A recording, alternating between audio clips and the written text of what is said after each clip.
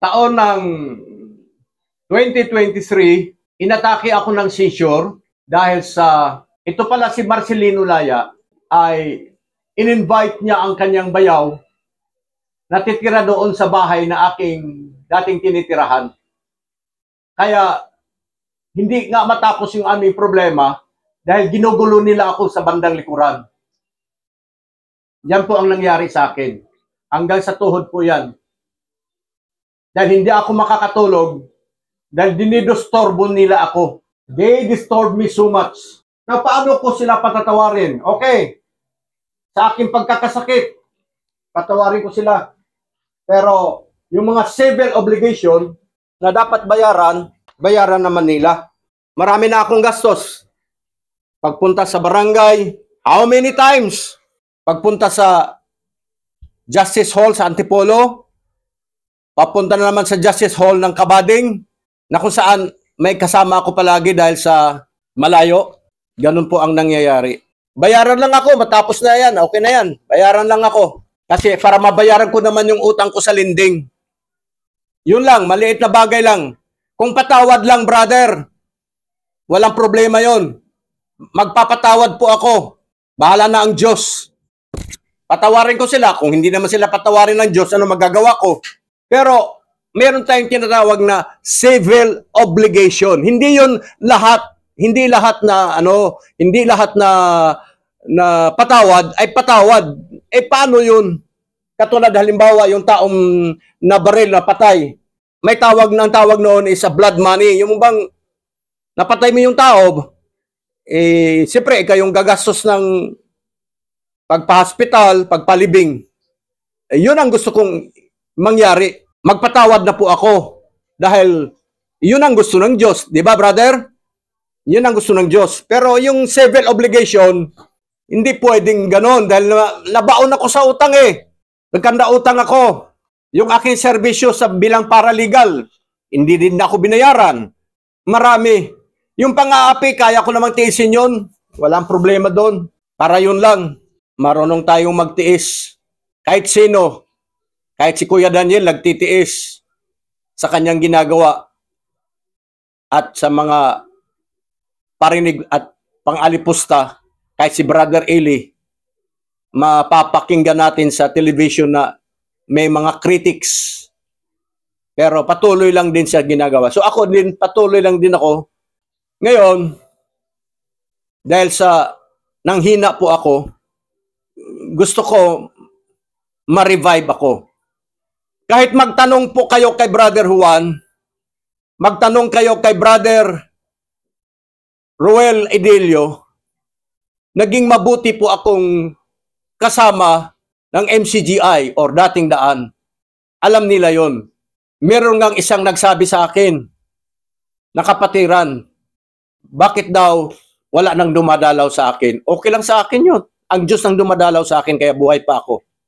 Walang dumadalaw sa akin, Kuya Daniel. Yung turo ninyo na dalawin ng may sakit, dalawin ng mga biyudo, dalawin ng biyuda, wala pong nakakarating. Parang ningas kugon lang po.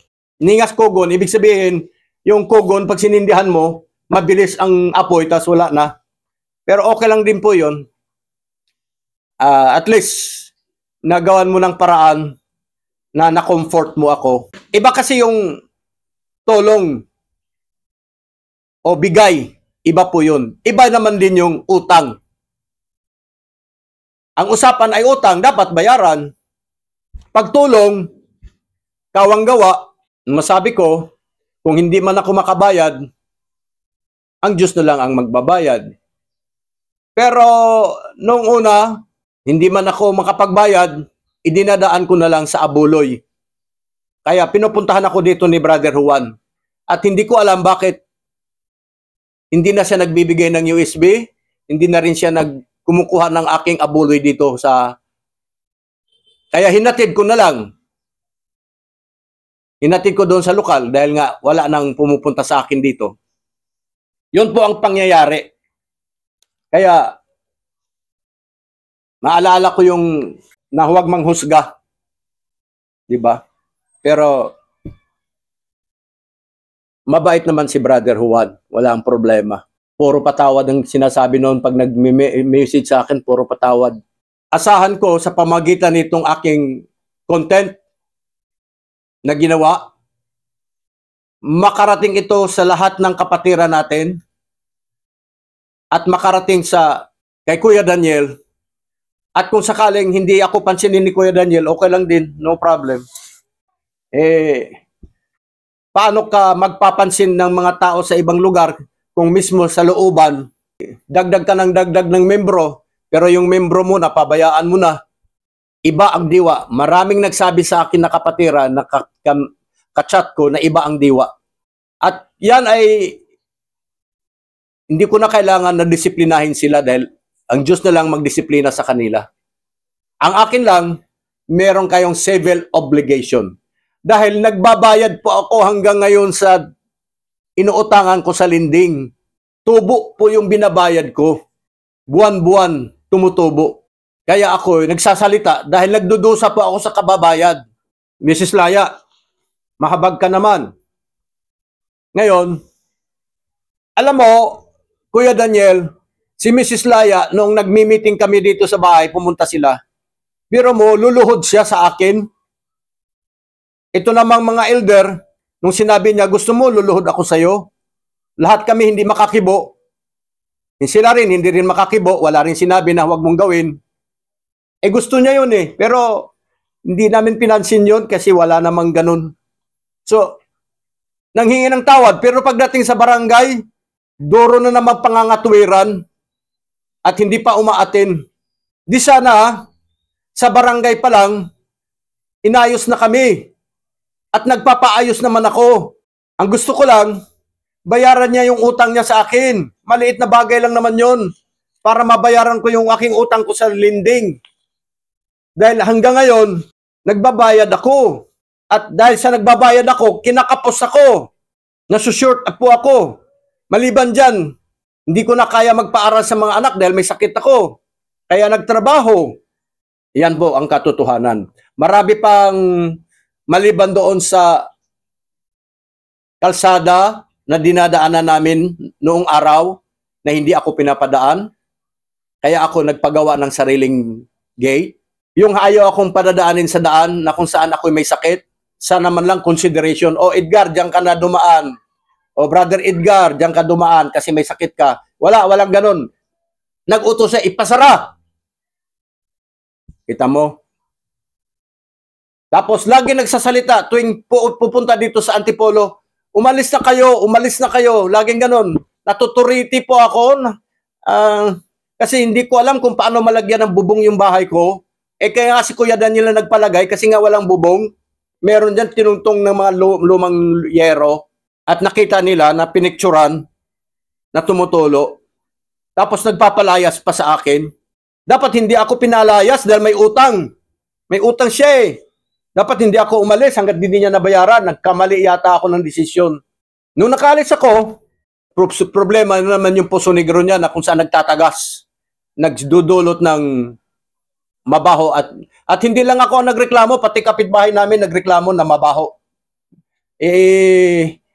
Sa akin pa nagsasabi. Kasi tulog pa yung mga border niya. Tulog pag araw, pag gabi gising. Kaya ako yung nandyan, sa akin nagsasabi. At hindi naman din, takot naman din magdemanda, kaya hindi sila nakaranas ng ganyan. Pasensya na, ako naman, yan ang trabaho ko. I am a paralegal. Mapipigilan mo ba? Hindi mo mapipigilan dahil dyan ako nabubuhay. Marami pong mga pangyayari, kung isa-isahin, hindi mo malubos maisip. Bakit merong mga tayong kasama, kaanib sa iglesia na iba ang diwa? Wala akong nalalaman na batas na nagsasabi na kapag in-invite mo, patirahin mo sa bahay mo at sa kalagitnaan, sisingilin mo ng upa. Dahil yun ang sinabi niya sa akin. Sa tagal-tagal malabang nakatira ka, naniningil ka pa ng upa. Hindi na ako kumibo. Kasi hindi niya alam na iba yung in-invite mo akong tumira na libre at iba yung hiniram mo. Mrs. Laya, hindi mo alam ang batas eh. Hindi mo rin alam na professional squatter ka dahil may mga lupa ka sa Tanay, may lupa ka sa Pangasinan, may lupa ka sa Mandaluyong. Ngayon may lupa ka dito sa Antipolo na rights lang, walang titulo. So you are considered as professional squatter. Ako talaga, informal settler. Ikaw, professional squatter ka. Hindi nyo ako hinaharap sa barangay. Hindi nyo ako hinaharap sa Department of Justice. Anong gagawin ko? Ininaan ko sa YouTube at sigurado ako na merong mag-like at merong magpadala sa'yo ng ganitong kwento. Biro mo yung ginawa mo sa akin, halos pinahamak mo kaming mag-ama na pinapunta nyo ako sa bahay. Yung pala yung mag-deal pala ako ng parts ng MRT nung araw. Nung panahon ni Biduya. Patay na si Biduya eh. Wala na. Yung pa lang eh. Kaya pala, sabi sa akin, ng taga-lokal, yung ba yung taon na laging nasisira ang MRT sa gitna ng railway? Maari. Yun lang sinabi ng taga-lokal sa akin. Nung ako'y nagsumbong, bago ako nag-file ng demanda. Kasi nanghingi po ako ng mediation, pero hindi nila ako pinansin. Hindi ko alam. Sabi ng isang kapatiran natin, sasabog na lang yan pag ganyan. Talagang ngayon, sasabog na. At hindi na ako papayag magpatawad, no problem, patawarin kita.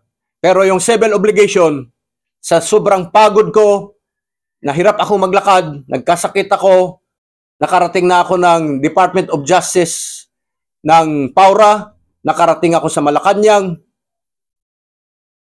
Marami na akong ginugugol na pamasahe nang dahil dito sa problema na ito. Hanggang ngayon, meron po akong handang sagot dito. Alam ko kung anong isasagot ko.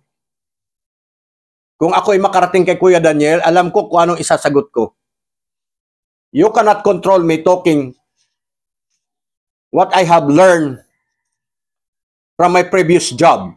Kaya,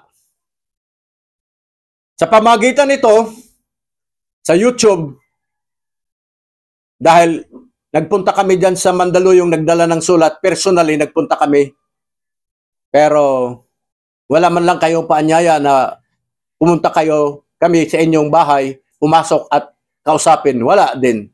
Talagang umiiwas po kayo. Hindi kayo makakaiwas. Ngayon na nakarating na sa barangay, nakarating na sa Malacanang, nakarating na sa Paura, sa Department of Justice, nakarating na sa Paul Lawyer, hanggang sa korte. Ngayon, huwag kayong magiging dahilan para itong aking ginawang YouTube ay manglamig ang karamihan sa iba nating kaanib na katulad ko din ng lamig. Pag ito'y napanood, tiyak may manglalamig. Katulad nung isang kaibigan ko na nagpupunta dito at gusto niyang umanib sa dating daan at nung naikwento ko, hindi na nagtuloy. Bumalik ulit sa Iglesia ni Cristo. Ayan po. Ipagpatuloy ko, huwag niyong kalimutan na mag-subscribe sa akin channel, Edgardo Gases, dahil sa pangyayari na ako'y nagkasakit, dahil sa aking mga alalahanin, na kung saan turo ni Brother Eli, huwag masyadong intindihin ang mga alalahanin, ibigay mo sa Diyos. Pero dahil sa sobra kong pag-aalala, nagkasakit ako. Ngayon nagkasakit ako, yun pa rin ang ginagawa. Patuloy ang ginagawa. Yun po ang aking grievance. Pero madali lang maalis yan kasi gusto ng Diyos magpatawad. Diba, Kuya Daniel? At ipairal ang pag-ibig. Diba, Kuya Daniel? Walang problema dyan. Pero nakikiusap ako, meron si Brihida Laya at si Marcelino Laya at si Ronelo Laya ay merong civil obligation. Ito pang nangyari. Yung tao naman na walang pinag-aralan, si Marcelino Laya, sa barangay namumukpok ng lamisa. nagalit dahil pinaglalaban niya na si Brihida Biado Laya ay kamag-anak niya at ipa-DNA ko daw. Sabi niya, ako daw babayad ng DNA. How can that be na si Brihida Biado, ang genes niya ay hindi katulad ng genes ni Marcelino Laya? Walang alam. Tapos nagpupukpok. Malaki yata ang lagay doon sa barangay. Hindi pinansin. Pero kung ako, pansinin ko yun. Dahil ang payo sa amin sa barangay, magkwentuhan lang. Hindi kailangan mamumukpok ng lamisa, naggalit na galit. O, kayo nga, magsabi, si Brihida Biado Laya ay magmamatch ba kay Marcelino Laya ang genes nila? Lalabas ba ng 99.9%? Ikaw, Brother Ronelo Laya, nurse ka naman. Ayan ang sinabi nila sa akin sa barangay. Ako daw gagastos ng pa-DNA. Moot in academic already. Hindi na kailangan DNA dahil hindi magmamatch yung kanilang genes. Ang DNA nila hindi magmamatch. Dahil oo, may laya pero hindi siya laya nung una. Siya ay biyado. Yan ang nangyari sa amin sa barangay. Yun yung mga walang kaalaman. Ignorance of the law excuses no one. Hindi ka exempted dito. Pero yan ang mga sinasabi mo. Wala ka sa unog, wala ka sa hulog. At nakausap ko yung kapatid mo pumunta dito na hindi nga po pwede. Tapos nagmamagaling ka pa Hindi ka na nahiya sa sarili mo. Tapos puntahan nyo pa ako, sugurin mo ako dito. Ang sabi mo, aangkinin ko ba yung lupa? Hindi, magkaiba ang ating mga desisyon sa buhay. Sabi ni Brother Juan ng taga-dating daan, ito yung tamang lugar na dadaanan mo, brother. Irespeto mo yon. Marcelino Laya, irespeto mo yon na sinabi ni Brother Juan na yun ang pinagsumbungan mo na ito yung tamang lugar na ikaw ay komportabling dumaan. Narinig mo yon. Di ba? Narinig mo yon. Narinig mo rin na si Mrs. Laya may utang sa akin na 20,000 dahil napag-usapan natin sa barangay. Pero paano mo kinonsente? Pagkatapos ng hearing natin sa barangay, hinatak mo si Mrs. Laya palabas at sinabihan mo na huwag nang makipag-usap sa akin at huwag nang makinig. That is a bad gesture. Hindi ko gusto at hindi gusto ng mga taga-barangay yung ginawa mo na nasa loob pa lang, hinahatak mo si Mrs. Laya na huwag nang makinig sa akin. Sa iyo makinig. Mali ka naman. Ito naman si Mrs. Laya, wala din yatang pinag-aralan. Sumunod din. Ngayon, nung pangalawang hearing, hindi ka umatin, at si Mrs. Laya lumatin, nag-uusap kami doon sa labas ng barangay. Mahaba ang usapan namin kasama si Gloria. At doon nagpag-usapan namin na magbayad siya. Pero nung pangatlong hearing, hindi na siya umattend. Hindi na rin nagbayad. Hindi mo rin alam na pinagbawalan mo si Mrs. Laya makipag-usap sa akin, pero nung kami lang ni Mrs. Laya, dahil hindi ka umattend, nag-uusap po kami. Dapat inalam mo yun. Di ba? Nag-uusap kami, hindi kami nagsasampalan. Nag-uusap kami, inaayos namin ang problema. Yun nga, nung inaayos namin ang problema, pangatlong hearing na dapat magbayad na siya, hindi na siya nagpakita. Yan ba ang turo na tinanggap ninyo? Posible, hindi yan. Hindi yan ang turo na tinanggap ko kay Brother Eli. Tapos, pag nasalubong ko kayo dyan sa labas, sa daan, nakangiwi kayo, na para kayo nakakita ng kriminal. Marami po ang problema akong naranasan dito. Siguro ito ay pagsubok na binigay ng Diyos sa akin. At dito ko nakilala na kung anong klaseng tao na aking sinamahan. Pinakilala sila ng Diyos sa akin kung anong klaseng tao sila. Doon ko nakilala kung anong klaseng tao sila. Ayan po. Maraming salamat. At itong aking kino-content, medyo may intriga. Medyo, yan ang gusto ng mamamayan ngayon, yung may intriga. Lalo pag ang nakapanood ay taga Iglesia ni Cristo, magkakaroon po sila ng bad impression. Yun talaga. Ngayon, ang lamig po ako. Hindi na po ako dumadalo. Aaminin ko. Dahil sa mga pangyayari. Maraming salamat. Please subscribe all my content para, sabi ko nga sa mga kapatiran natin, magiging sa Jesus Miracle Crusade, magiging sa Good Wisdom for All Nation, at magiging sa dating daan. Ang YouTube na lang magbayad sa akin kung talagang hindi makabayad si Mrs. Laya, Brother Rick Guevara, at yung isang kapatiran natin na ipasa Diyos na lang. Ang alam ko, pag ipasa Diyos, mas matindi yung parusa ng Diyos. Kapag ang Diyos ang magdedesisyon, iba ang parusa kaysa ganyan. So long, ulitin ko muli, please subscribe. Maraming salamat po.